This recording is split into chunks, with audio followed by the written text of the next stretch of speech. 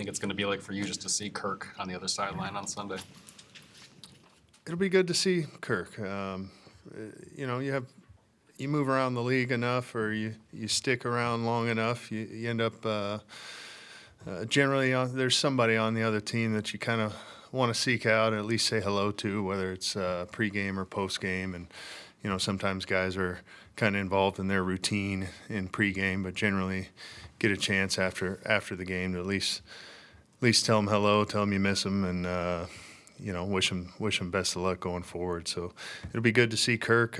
I know he'll be prepared to come in and try to play his best game, and is familiar with at least some of the things that he's going to see on defense, and hopefully we have a few things he hasn't seen. But that's for Flo to answer.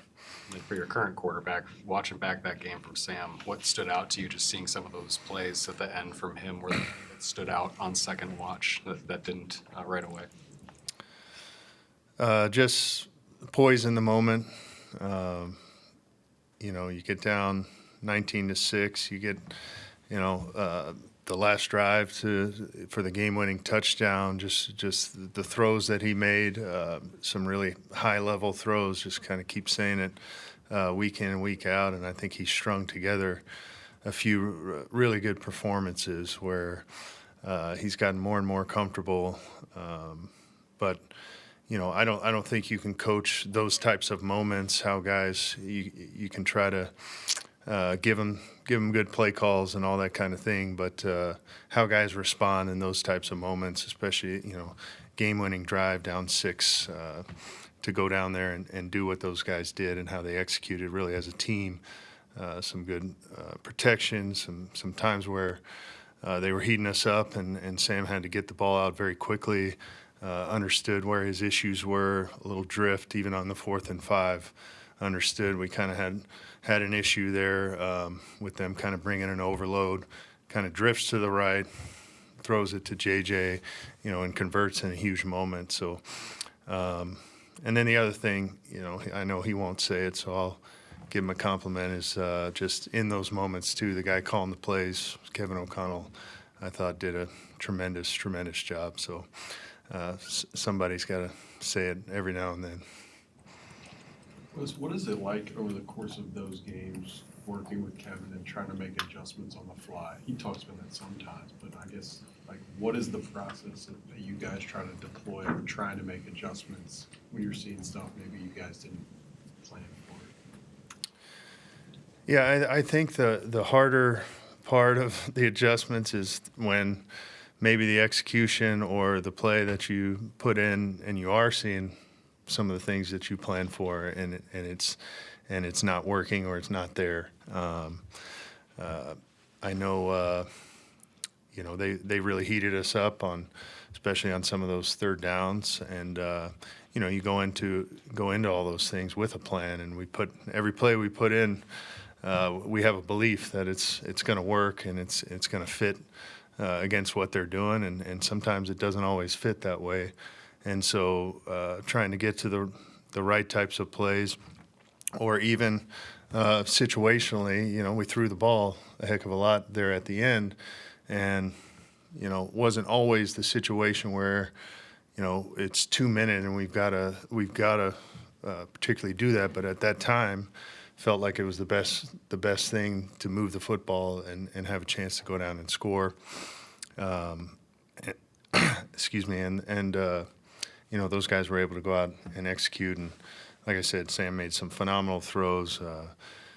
Jets working back to the football, catching a couple, some catch and run, some yards after catch there. Just some really big plays. The throw that Sam, just kind of throws right over the flat defender to Jordan Addison, just another phenomenal throw. I mean, you got to have a lot of talent throwing the ball to even attempt that throw. And it's kind of old hat for Sam. So when you let go of that, and you saw that the guy in the flat, or did you? Oh yeah, we react just like everybody else says. Oh, man, what a throw! Great throw! But like I said, he's confident in his ability and knows that he has that kind of in his bag.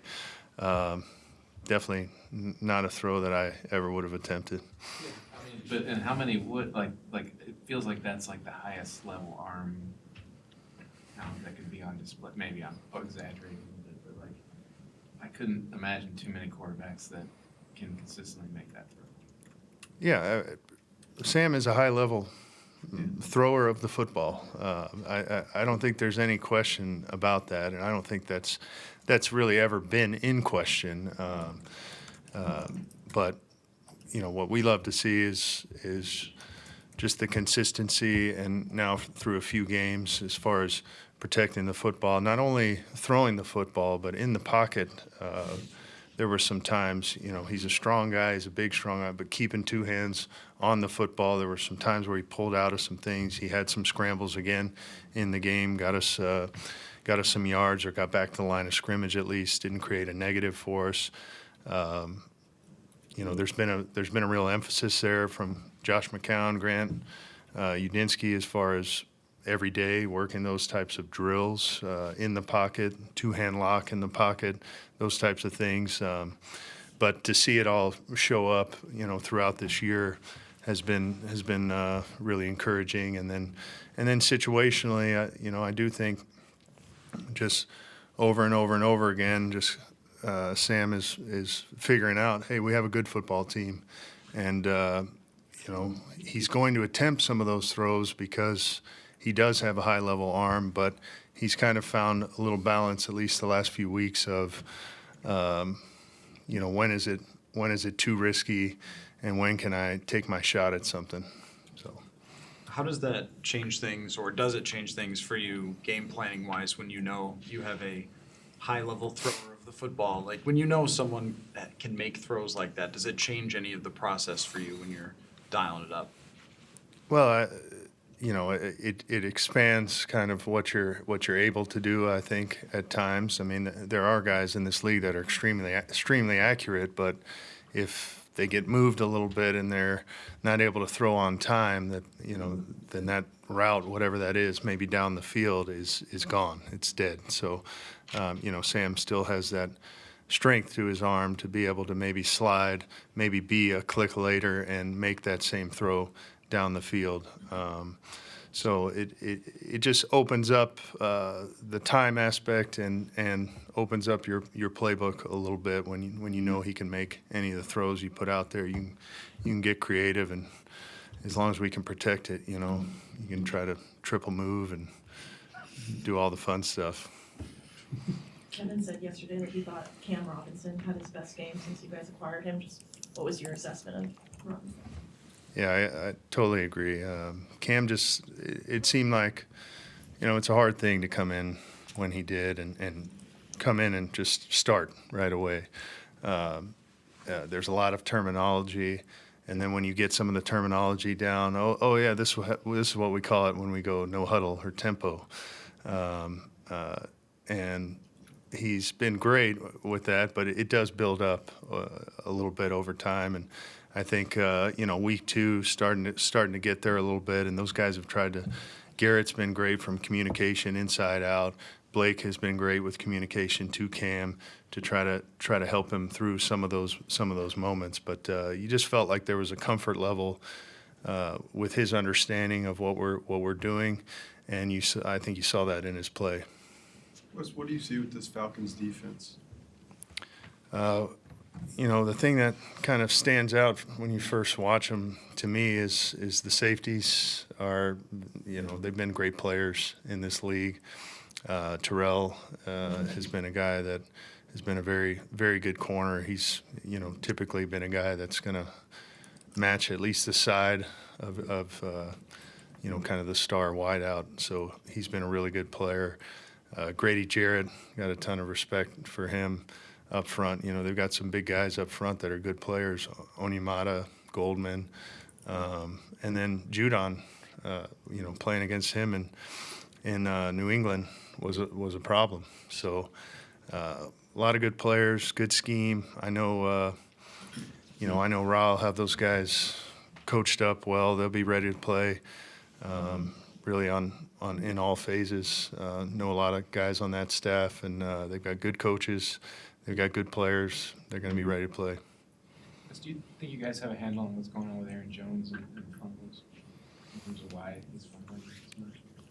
Yeah, a lot of, most of your fumbles are awkward body positions type fumbles, and you can see, Aaron's a very downhill runner, and we've just got to continue to emphasize when we are in those awkward body positions, squeezing the ball up into the chest, getting the offhand cover in traffic, all the fundamentals that we work with ball security, and it's important every week. But this group might be one of the better ones we face as far as punching at the ball, whether they're successful or not. You can see it all over the tape. They're coaching it, and those guys are coming after that thing. So we've got to be dialed in this week, make sure we don't have any of those issues.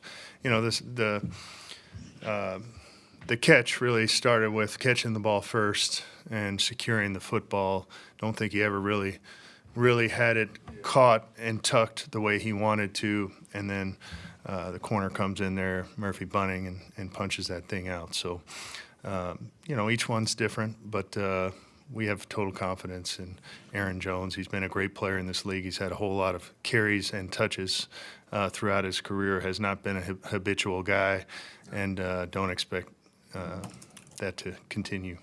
He's so hard on himself. Like, do you have to say anything to him this week so he's not letting that carrying that with him into prep?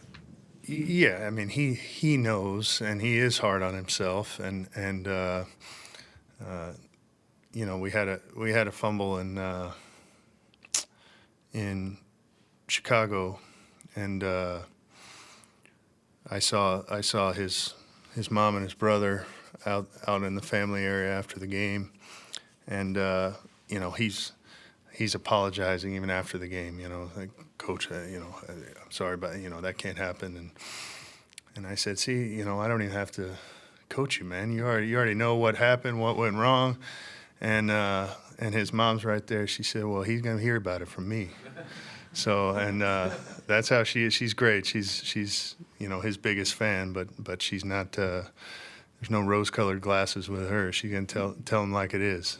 So it's pretty neat relationship they have. But yeah, he's been a great player in this league. We've got full confidence in him, and it's not going to affect the way we operate going forward.